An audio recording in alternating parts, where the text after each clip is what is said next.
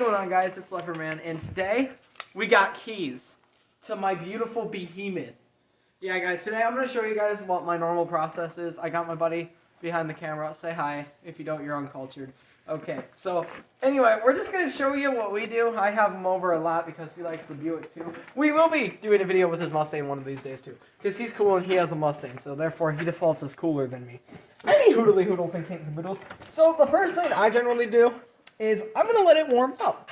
And I did Google this. You're supposed to actually let the car warm up before you check the oil nowadays. They used to recommend that you let it sit cold so it gets in the oil pan for you car nerds out there.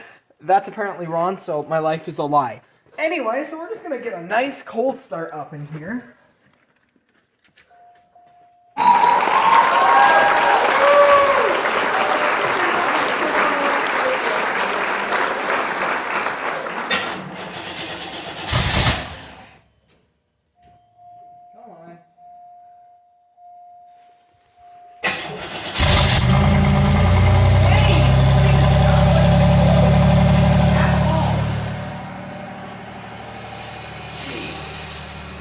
So we got it running. So now we're going to let it warm up a couple minutes. And so while we let it warm up, one good thing I like to do is I put mothballs around my car when I'm storing it, make sure no mice can get in. As you can tell, we have a lot of stuff stored in this garage. This is my awesome grandparents. Shout out to them for letting me store the Buick here. This is where the Buick used to sit. But yeah, we just check into the mothballs. And then I want to show you guys something. So over here, there's a lot of snow on the ground. Normally, if there's not a lot of snow on the ground in the winter, I will take the Buick and usually drive it around my grandparents' little second driveway. Since we got too much snow on the ground, sucky tires, and an embarrassing dent on my car, yeah, I'll have a story time on that in the next video. But, so we're just letting it warm up a bit, and while we wait, I just want to say thanks again to my friend who's filming behind there. Do you have any questions? I thought you were going to ask me the shelf. So, while we're waiting for this to warm up, do you know who Chef Nick Giovanni is? No! You should look him up, that way you'll know how to cook. I swear, I knew he was going to ask me about a chef, and that's about all I knew. So anyway, so another thing I guess we can do while we wait is we'll check the headlights and taillights, make sure they're still working. And do not mess with the ornament. How many times have I told you, dude, that screen is falling apart? And this is why I have a parts guard. Anyway, let's go ahead and we'll check over you want to check over the headlights with the YouTube, make sure they're working? Both headlights on, right? Okay. All right, ready? We're going to check our left. We're going to check our right. We're going to check our brake light. And then just to be safe while I got you back there, we'll check the reverse light, okay? Don't worry, guys. I won't run them over, I promise. That was last week. That was a lie.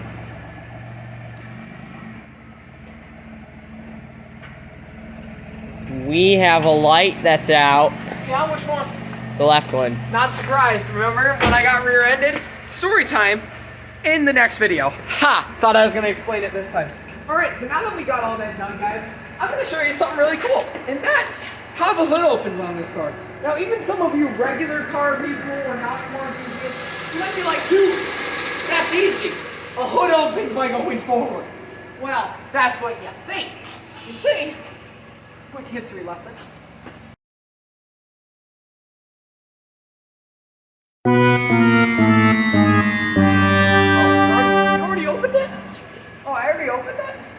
Okay, you guys, regular hood release. I'm just an idiot and realized that I already opened it. So, we're going to go under, and on Buicks, it's to the left. Okay? So, you lift up like that, go to the side, whatever side you want, and pop that open. Now, I redid my wiring right there. Yes, one route. But it's still cold, so I'm going to let it be. I did not like that too. What I'm going to do now, guys, is if you're checking everything over, I don't know if I have an exhaust leak or not. Alright, so we're going to grab, what are you doing? My cameraman here. So you don't have have it go on and it'll make a really loud thudder coming from the top. Right there, did you hear that? That's the thudder, guys, that we've been facing. I don't know what's going on. So that's gonna get checked in the spring when the car comes out. Anyway, so the first thing we can check is our transmission fluid. It might be better if we switch sides here. Is it still recording? Okay. Sorry guys, I'm intermittently checking it because we've been having camera issues all night. Alright. Yeah, how should it feel? Warm? Oh yeah. Beautiful thing about this car is it's got a real dipstick. So we're gonna wipe it off. My dipstick is not stained. That's one thing you want to keep an eye out for. Give it a second. Pop it back up. We're about 2 quarts low on transmission. 1, 2, 3, cameraman? Yeah. About, yeah, so we'll wipe that off just to be safe. Just to make sure. We want to see underneath the car. No leak, right? No leak that I see. That's good, because story time, guys. My dad's Ford is having a transmission problem entirely.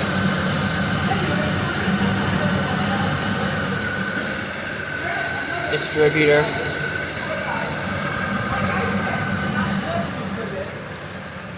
The research we have done concludes that it's better to have the oil warmed up. So we'll shut off the car now that the oil's warmed up and we'll check it out. I'm not touching the radiator fluid. Story time about how he forgot to put his radiator cap on his car after he had it worked on himself. You know how long ago that was? And you know it wasn't me that did that, right? Guys, I'm in an automotive class and the people I worked with forgot to put it on while I was going and taking care of another issue with this thing. So we can thank my awesome coworkers. Classmates, but hey, we all make mistakes and it drove just fine. Gotta be careful of the radiator because, fun fact guys, radiators are hot. Sometimes. Guess it depends on the radiator. So my transmission fluid, I'll be honest, was looking a little brown. I'm not 100% certain if it's just the type of transmission fluid it is, but I'll have that checked. Usually it's red, but we might have to do our research on that, and it might need a transmission flush. And we're definitely... Low. Yeah, we're about 3 quarts down on oil too. So this is why, guys, you always want to check your vehicle. Usually, ideally, if you're storing a classic car or any car, check it every 2 weeks. Go over, start it up no matter where it is. Because every 2 weeks, we'll give it a chance to warm up, let it cycle for about 10 to 15 minutes, and call it good. And if you don't have any snow out and you feel comfortable, take your car around a driveway or something, let the gears lubricate, which is what we're going to do right now. Sadly, we are having some, looks like engine oil's low and transmission fluid are both low, so we will take note of that. Hopefully my lucky colleague there who's working with me will help me remember that, right, buddy? We'll try and remember that, get that done. I think I'll get it done this Sunday or Saturday. All right, so we'll shut the hood, which is easy with this car. There we go. I shot it too gently. So, I guess what we'll do now, we'll start the car back up and we will go ahead and go through the gears. So basically, guys, to go through the gears is really easy. Like I said, if you got snow, just or if you don't have snow, drive the car around, let it spin around a little bit, let the gears go. If you have snow like I do, the best thing to do is just hop in, start her back up. Look at that, guys. That's how the car is supposed to start. It is direct fuel, or it is fuel injected. I think it's mechanically. So, I'm gonna put it in drive, park, and reverse, and all that. Reverse, neutral, drive with overdrive. That's the regular drive for this car. Towing drive, 2, 1, all the way back up and park.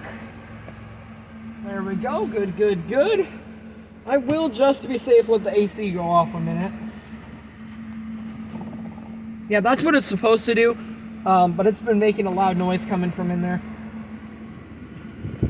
Feel that, man. AC still works like it's brand new. Yep.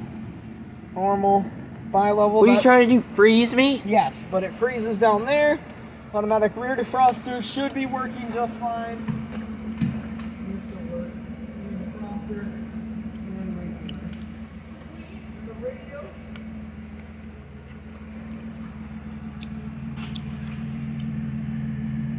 Don't work, but we're not going to keep going because of copyright infringements. And so, guys, the only other thing I guess we could check, I want to see what my buddy behind the camera thinks, is I guess the power steering we should probably check too, shouldn't we? We could. Depends. Have you tried to use the power steering pump? Do you mean just steer it? Yeah. Yeah? Like turn the tires. Here, let me do that one more time here. Gotta get the car started again. I feel bad because I keep starting and stopping my car.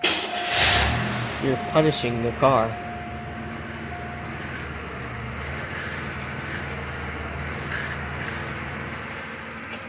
Seems no hesitation, no pushback.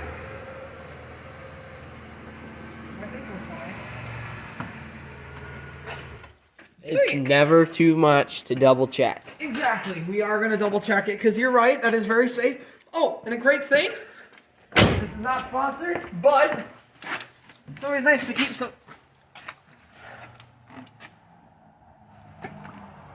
That stuff almost feels like it's frozen almost. Anyway, just some 5W30 for our car.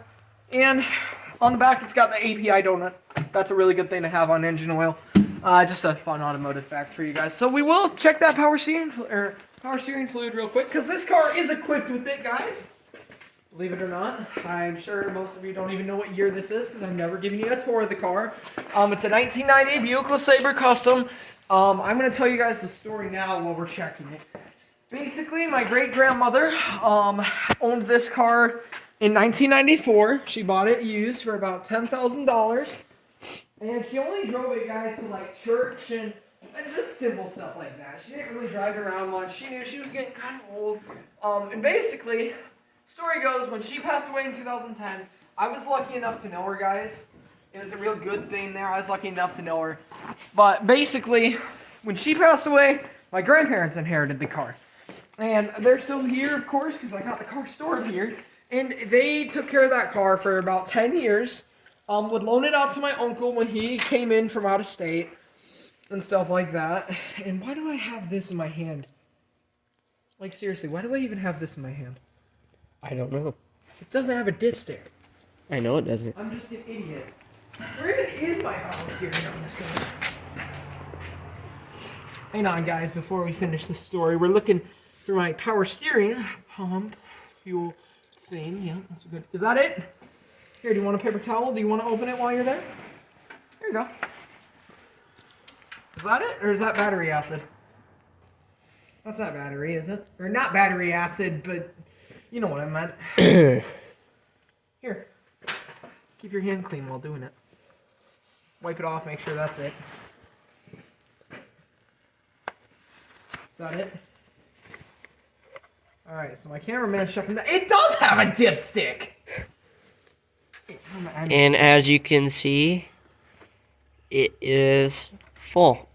Good. And then last but not least, while we're under here, one thing I forgot to check, guys, is my brake fluid. So on this car, it's got this handicap. The only sucky part about these old Buicks is it's a mess. Look at this, guys. Look at this brake fluid. It's a mess. So we're going to check that. Looks like we're doing pretty good on... Almost dropping it in there. It's because it's really greasy. Yeah, so it looks like we're doing fine on fluids. Yeah. Except for oil and transmission.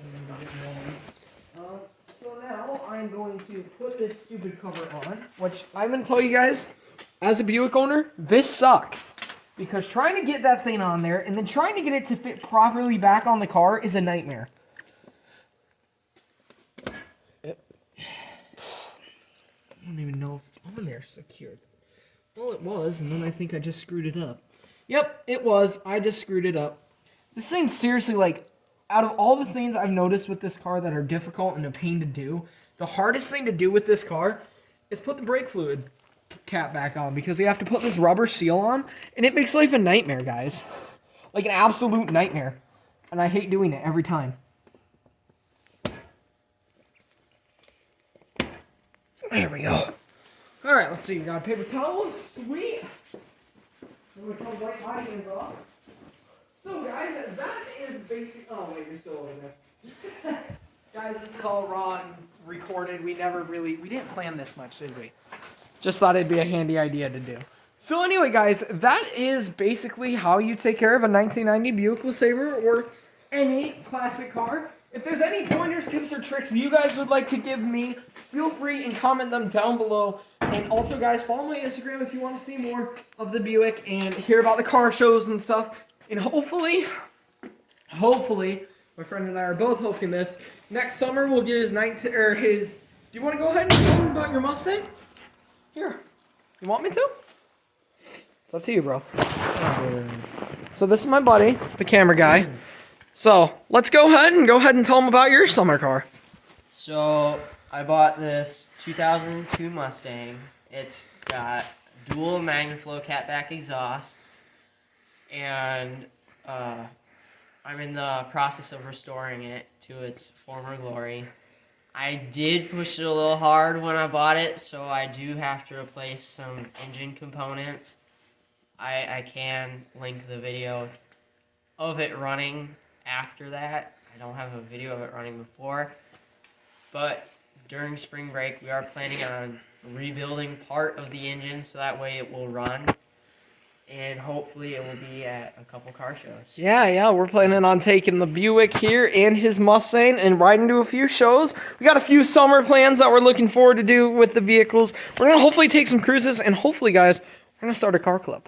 I'm hoping. I already got a name, by the way, while I have you on tape, and I want to see what you think about it. How about Oddball? Oddball? Now, do you know why I chose that name? I do not. Because the cars that we're going to try and form are going to be underdog cars that aren't as popular in the car shows.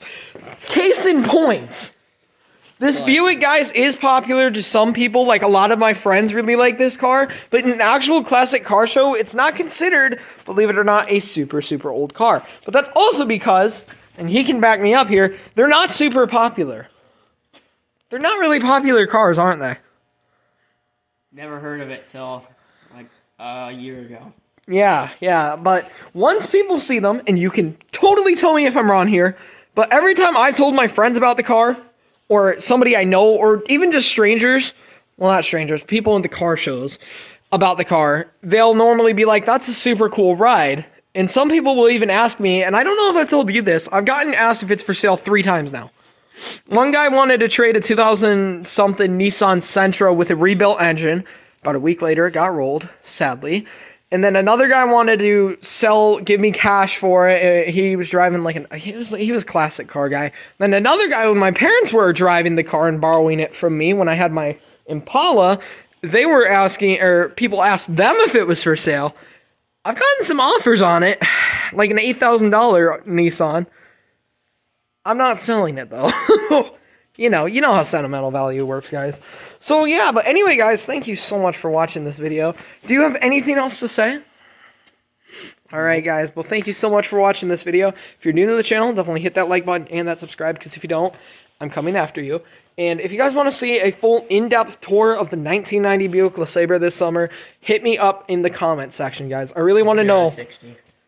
You're oh, gosh. 60. Yeah, with the new alternator and serpentine belt. Because, guys, my serpentine belt, I'll upload a photo right about here, was dry rotted and cracked and everything. Do you remember that? You know what I wonder? How the car still drove. 3800 engines, guys. Any car you get, it's got to have that 38, because if it doesn't, it's not a real car. Anyway, guys, thank you so much for watching this video. No, 5.0. Hey, no. 5.0 all the way. Hey. 5.0. Hey. 5.0 Mustang engine, yeah. 5.0 Mustang engine. Talk to me when it hits 500,000 miles, like some of these Buicks have done. 5.0 has lasted a lot longer than a 7.3. Did I tell you? Oh, you're destined. Guys, we gotta go rag his Instagram. I'll leave a link if he wants me to. Do you want me to leave a link to your Instagram to brag about your Mustang? Sure. Sure, why not? Sure, why not? You're just like, sure. All right, guys. Well, I will go ahead and post a link up in that, and a link in my Instagram, and I'm going to be doing live streaming soon on Twitch. Anyway, guys, I will see you all in the next video. And yeah, click that notification icon to stay informed when we do videos, because he's probably going to be in some more of them if he wants to be. Anyway, guys, we will see you all in the next video. Peace. Hey Christian, how do you throw a car? Huh? How do you throw a car? I'm Mr. Incredible and I become very uncanny.